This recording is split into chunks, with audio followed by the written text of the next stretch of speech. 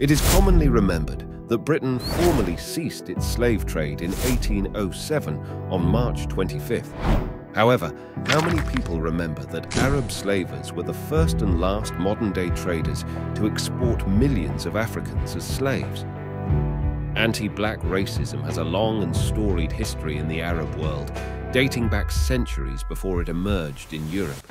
Black people endured the lowest kind of slavery under the early Islamic Empire, which exhibited all the hallmarks of anti-black racism.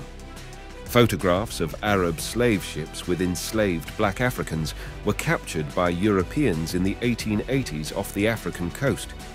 Despite the United States' abolition of slavery a century earlier, the practice was openly upheld in Muslim nations like Saudi Arabia during the second part of the 20th century. Some African Muslims continued to use the sale of slaves as a means of financing their pilgrimages right up to the 1960s. When it came to ending slavery, Arab countries were light years behind the global average. During 1962, Saudi Arabia and Yemen were involved, in 1963, the UAE, and in 1970, Oman. In contrast to other Arab countries, Mauritania has not succeeded in abolishing hereditary racial slavery, despite numerous attempts by the government to do so. No criminal legislation was enacted to enforce the prohibition on slavery in Mauritania, which became the last country in the world to do so in 1981 by presidential decree. In 2007, the government of Mauritius caved to international pressure and passed a law authorizing the persecution of slaveholders. But the law has hardly ever been put into practice. The number of human rights advocates fighting against slavery has far outpaced the number of white masters from Mauritania who have been prosecuted. Also, those who brutalize the slaves receive money for liberating them, but the victims get nothing. There have been relatively few trials before the 3 special courts established by the Mauritanian government in 2015 to try crimes involving slavery, despite pressure from both abroad and within the country. But there's more to this peculiar group of slaveholders than meets the eye. Arab slavers, in their bizarre quest for economic dominance and social control, enacted the unspeakable atrocity of castration on the male Africans they enslaved. Yes, what you heard was accurate. Warning. What's going to happen may sound like a comparison of 2 terrible things, but that's not the case. This in no way diminishes the insanity of the human trafficking that occurred in the Americas. Even though slaves could marry, their offspring could be sold off as puppies in front of their very eyes. When the Arabs enslaved black people, what became of them? As a result of Arab castration practices, African slaves were unable to procreate and contribute to Earth's natural replenishment. You are here, once again, at the video segment. Here in this video, we delve into the Arab slave trade and the castration of male prisoners that occurred during that age, 2 of the most heinous crimes committed by humans. To preface this bewildering story, we ask that you like the video to show your support. Share it with others so that more people may see our illuminating black tale, and subscribe so that our channel can continue to expand. We are deeply grateful for your support. Those who endured the immoral and cruel practice of castration as male slaves in the Arab slave trade, as well as their families, would never forget it. The British author Duncan Clarke described slavery in his 1998 book Slaves and Slavery as the practice of treating other humans as property and enabling their purchase and sale as such. This is essentially what the Europeans and Arabs did to the Africans in order to legitimize the enslavement of millions of Africans and their subsequent transportation to distant parts of Asia, especially the Middle East and the Americas.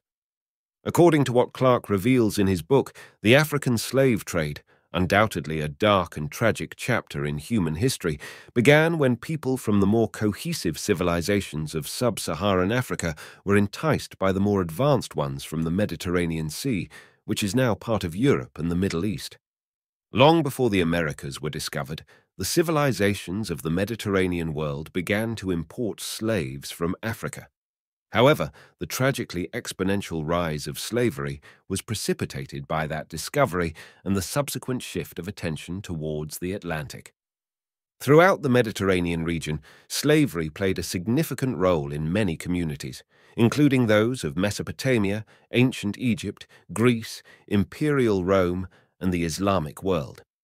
The eastern Adriatic seacoast of Bosnia was the most important source of slaves in medieval Europe, according to Clark's research. An ethnic designation for the people who lived in this area, Slavos, meaning Slav, is the root of the word slave and many of its modern European counterparts. Bosnia was the most practical and long-lasting slave-supplying location for a number of reasons, including the severe topography and the prevalence of clan fighting in the area. The markets of the ancient Romanized city of Ragusa, which is present-day Dubrovnik, were a marketplace where any clan that temporarily acquired an advantage would trade its captive enemies in return for products from the Mediterranean world. Venetian traders smuggled Slavs to Islamic countries so they could service their expanding markets. According to Clark, the Islamic world relied heavily on slaves imported from the Slavs during the 250 years or so after their dramatic conquests of North Africa and the Iberian Peninsula were consolidated after their defeat at the Battle of Poitiers in 732.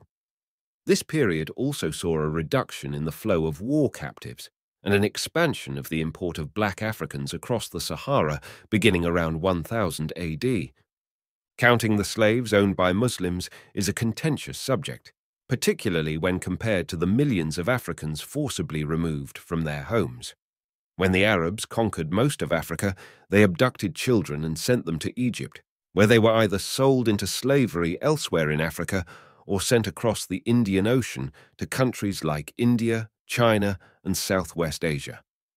African slaves were in high demand as domestic helpers, sex slaves, plantation hands, and slave fighters by the 10th century.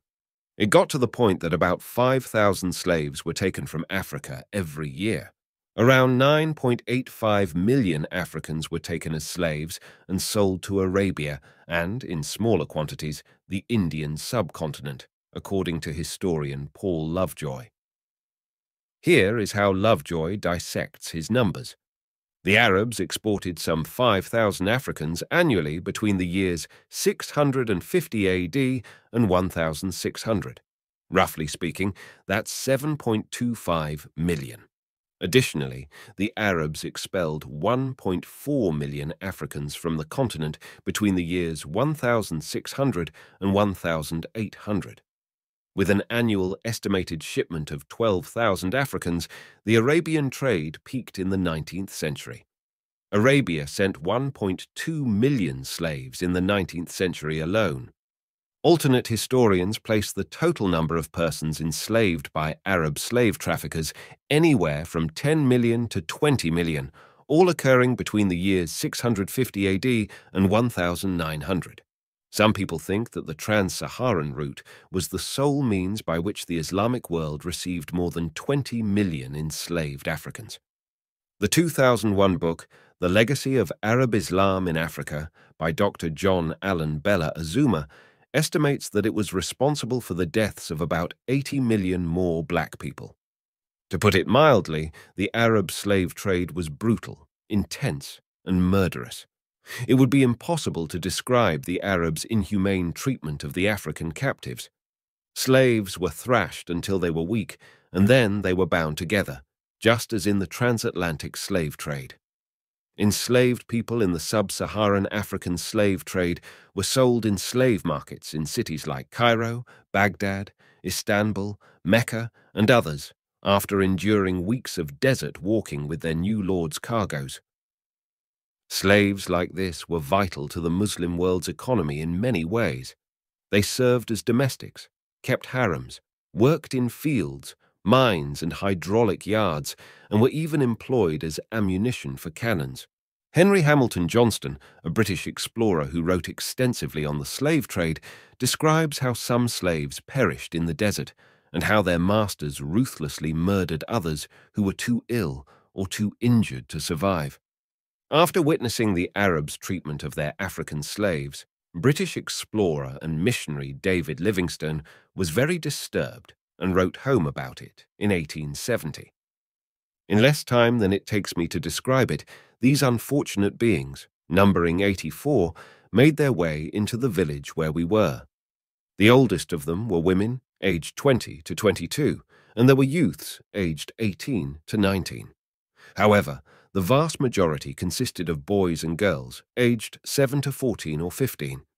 I don't think I've ever seen anything more horrifying than this group of people, men, women, and children, strewn about on a large forked stick, each of them shackled to a large forked stick, 30 to 40 pounds in weight, 5 or 6 feet in length, with a fork cut into the end where the tree branches extended, no matter how thin they were. The women were bound by the cruelest of all ropes, bark thongs, which, although pliable and supple when first plucked from the trees, would become as hard as the iron round packing cases after just a few hours in the sun. The young children were also bound to their mothers by thongs. As we continued along the route these slaves had taken, someone pointed out to me a site in the underbrush where a lady had been hacked to death the day before because she was too weak to keep up with the march, and therefore probably slowed it down. We continued and were led to a spot where a newborn lay. Its mother was too weak to hold it, so a slave trader had snatched it by the feet, bashed its skull against a tree, and tossed it in. This was the brutality that the Arabs inflicted on the Africans. Historians concur that it is erroneous to link Africa's mere survival with cultural, social, or economic stagnation when considering all of this in a very factual and honest light, taking into account the entirety of the unimaginable horrible practices endured by a given group of people.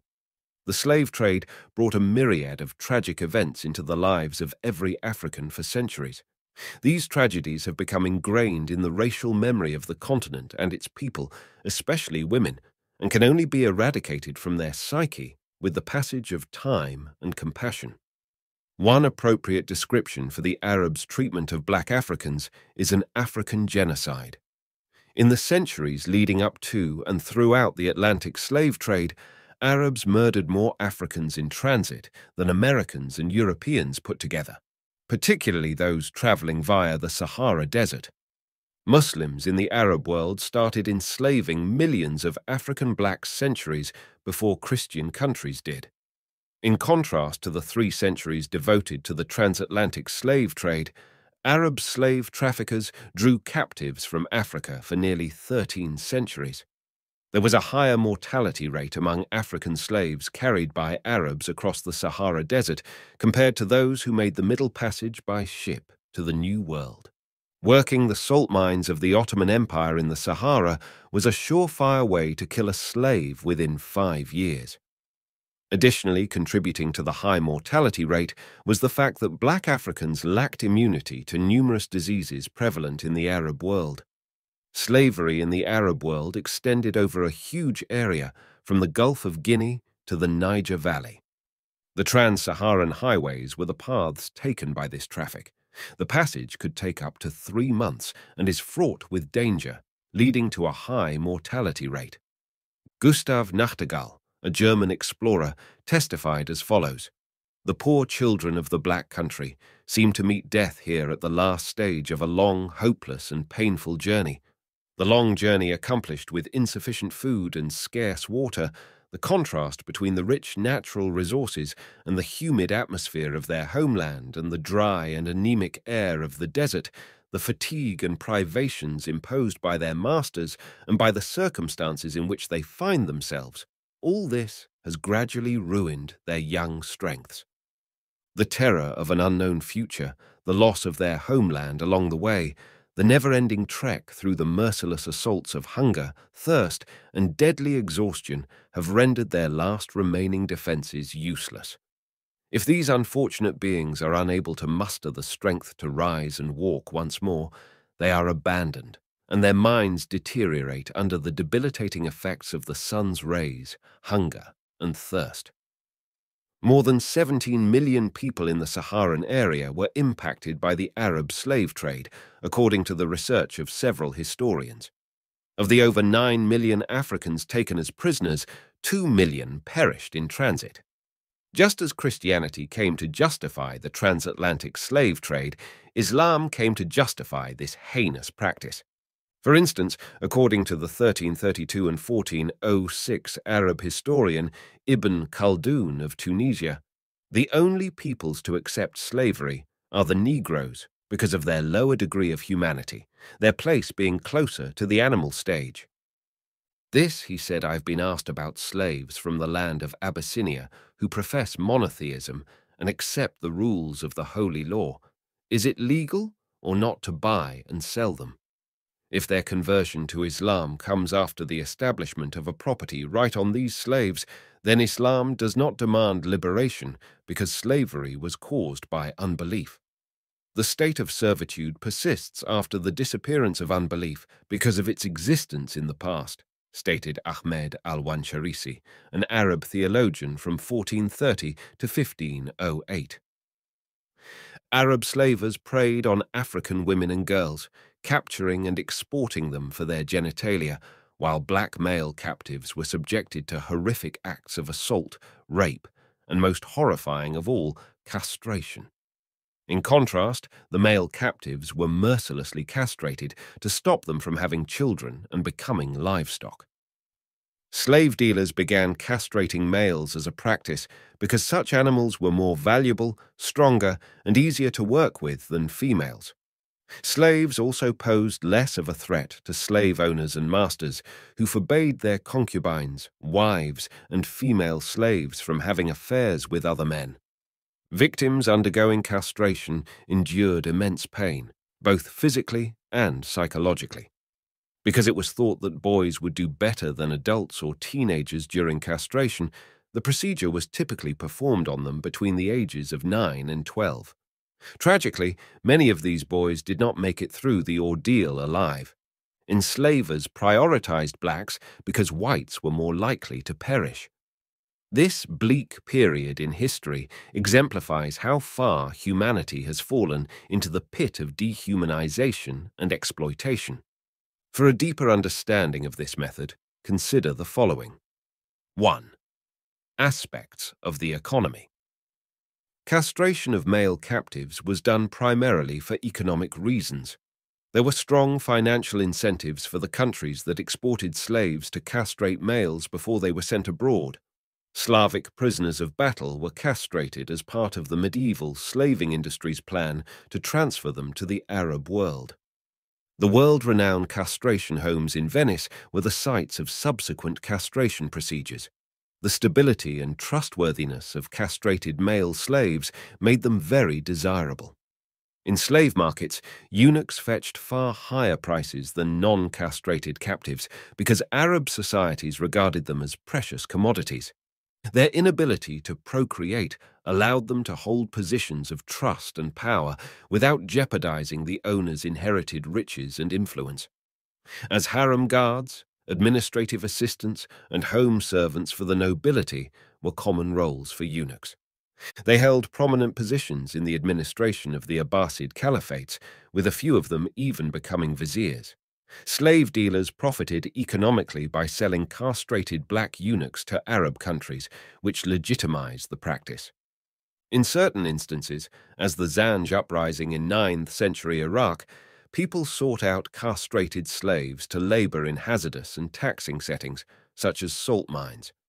In the Arab slave trade, this practice remained for centuries. The Ottoman dynasty continued to use 194 African eunuchs as late as 1903. 2. Dominance and control. Arab slavers would remove the ability to procreate from their male captives through castration in order to establish authority and control. It was the goal of the slavers to eradicate any possibility of revolt or competing family lines. Another goal of castration was to make sure the slaves wouldn't have any emotional ties to anything other than their lord's demands. 3. Upheaval in social structures. Forced removal from communities and families occurred when enslaved men were castrated. Disruption of African culture's social fabric and the subsequent imbalance of gender ratios in areas where castration was common, including East Africa and the Sudan, were far-reaching effects of this social displacement. The savage practice of capturing and torturing young males had an impact on entire towns. Many eunuchs who worked in the Topkapi Palace harem in Istanbul were enslaved for the rest of their lives, never knowing their true African heritage. As a result of their devoted work as servants or guards, they were occasionally forced to live apart from their families and communities. Castration was a common practice for young boys so that they may be used as eunuchs in harems as adults. Photographs of this slave ship were taken in 1896. There was probably a plan to castrate these young boys so they might be used as eunuchs. The snapshot depicts slaves whose final destination was a Muslim nation, taken long after the American Civil War ended. Actually, compared to slavery in the Arab world, American slavery was far more compassionate. It was unimaginably brutal for Africans. In order to prevent the abduction and castration of their youth by Arab slave traffickers, certain African societies resorted to castration as a preventative strategy. Because of the profound trauma and terror that this technique evokes, this is the result. 4. Physical and mental harm.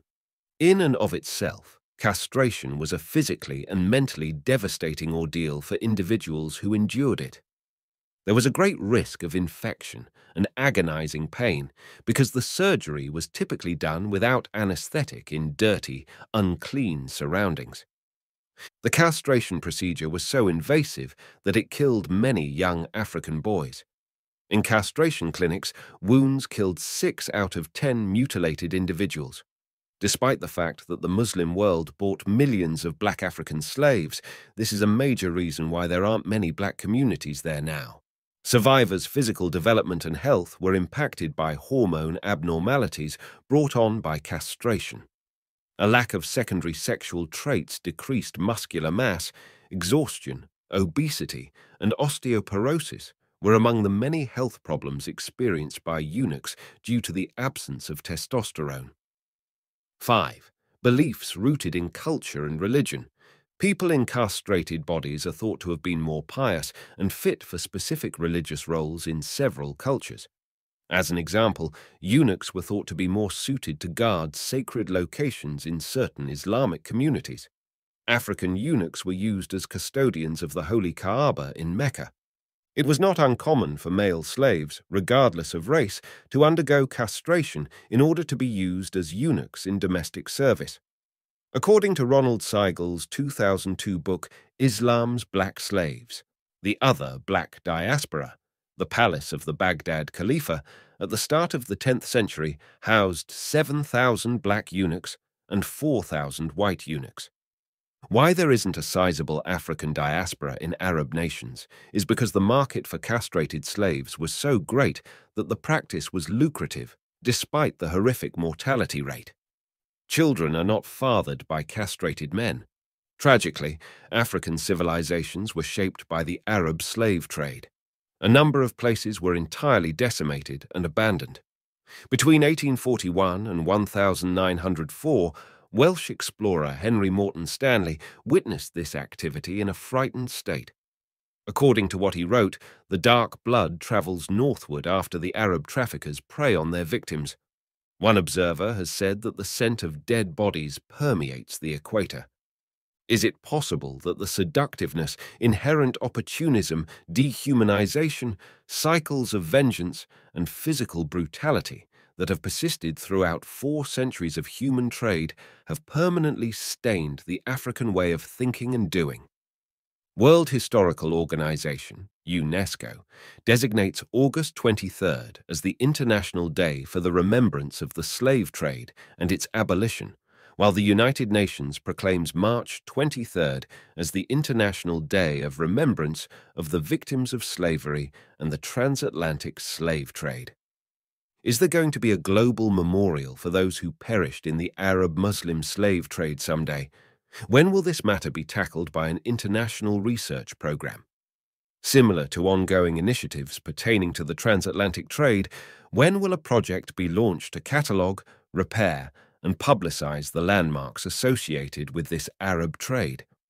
When will there be cultural and creative events and educational materials to bring attention to this crime? Is there a projected opening date for a museum dedicated to the Arab-Muslim slave trade? Don't forget to like the video and subscribe to keep the channel growing. Thank you for watching.